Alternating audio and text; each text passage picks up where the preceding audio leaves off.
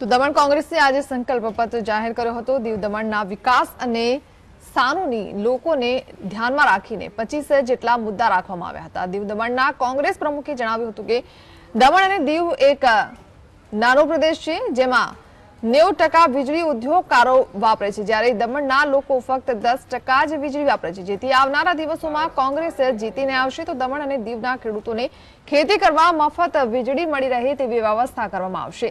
સ્થાનિક લોકોને 300 યુનિટ સુધી મફત વીજળી વાપરવા મળે તેવી વ્યવસ્થા પણ કરવામાં આવશે। સાથોસાથ દમણવાસીઓ માટે 8000 લીટર પાણી મફત પૂરું પાડવામાં આવશે અને બેરોજગાર લોકોને નોકરી તેમજ માસિક 4 થી 5000 રૂપિયા આપવાની વાત કરી હતી।